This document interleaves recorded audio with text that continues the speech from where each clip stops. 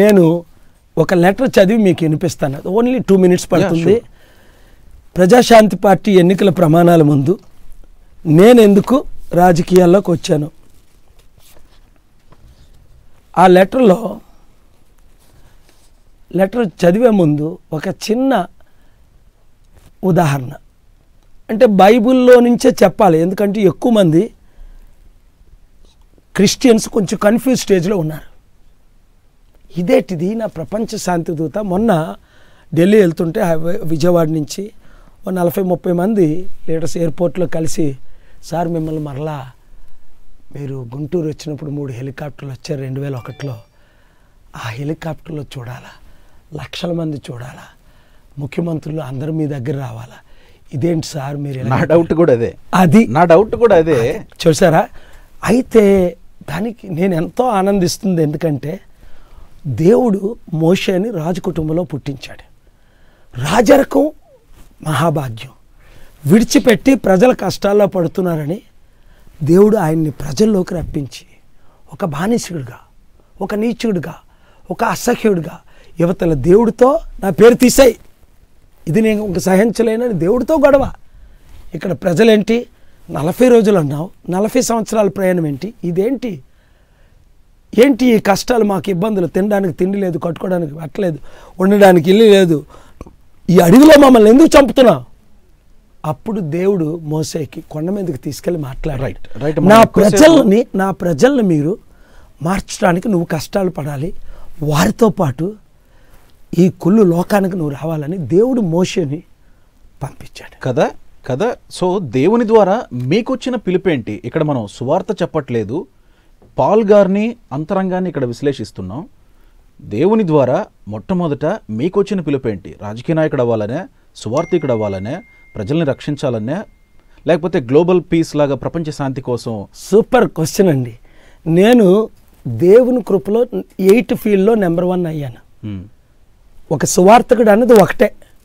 ఒక పల్లె నుండి ప్రపంచానికి వెళ్ళి వరల్డ్స్ నెంబర్ 1 ఎవాంజలిస్ట్ అయ్యాను. 10 కోట్ల ఎవాంజలిస్ట్లో నేను ఒకడిని, 1 కోటి మంది ట్రైన్డ్ పాస్టర్స్లో.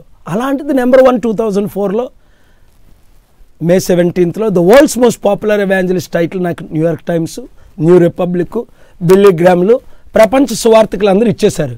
ఎందుకంటే క్రౌడ్స్ కౌంట్ చేస్తే నాకు అటెండ్ అయిన జనం ప్రపంచంలో భూమి పుట్టింది మొదలుకొని ఇంతవరకు ఎవరికి 100 కోట్ల మంది అటెండ్ అవ్వాలి. సో దేవుని పిలుపేంటి అక్కడ? సువార్థికుడు. అదే టైంలో మీరు యేసుప్రభుని పట్టుకోండి. చూసారు ఇప్పుడు మీరు, యేసుప్రభు ఎవరు? రక్షకుడు. యేసుప్రభు ఎవరు? టీచరు. యేసుప్రభు ఎవరు? ప్రాఫెట్. యేసుప్రభు ఎవరు? మార్గదర్శకుడు.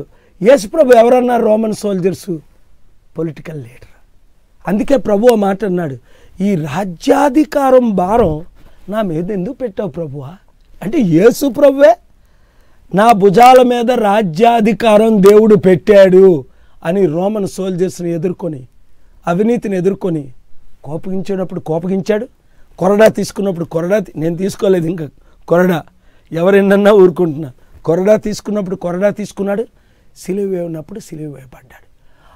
ఆ ఒకే వ్యక్తి teacher, leader, minister, crucified saviour.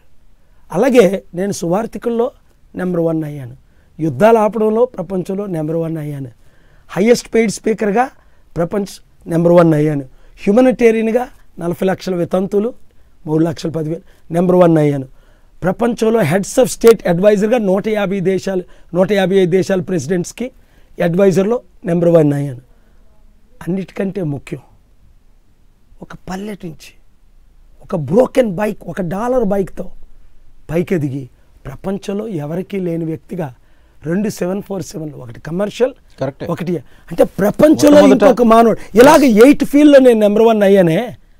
ఈ సంవత్సరం నన్ను నోబెల్ పీస్ ప్రైజ్కి మన బీజేపీ గవర్నమెంట్ ఎవరినైతే నేను ఎత్తు చూపిస్తున్నానో, ఇదే గవర్నమెంట్ మోదీ గారు, అమిత్ షా గారు, రూపాలా గారు, ఈయనకే నోబెల్ పీస్ ప్రైజ్ ఇవ్వాలని నన్ను ఈ సంవత్సరం నామినేట్ చేశారంటే అది దేవుని కృప తప్ప.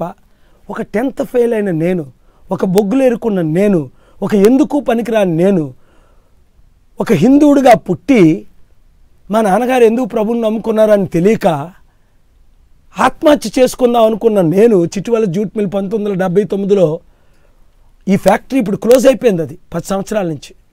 5,000 మంది ఉద్యోగాలు లేవు. అక్కడ నేను 300 రూపాయల జీబీకి ఒక మెకానిక్ అసిస్టెంట్. అరే నువ్వు మెకానిక్ జాబ్ కావాలంటే నువ్వు ఐటీ అవ్వాలే, నాకు ఐటీ లేదే.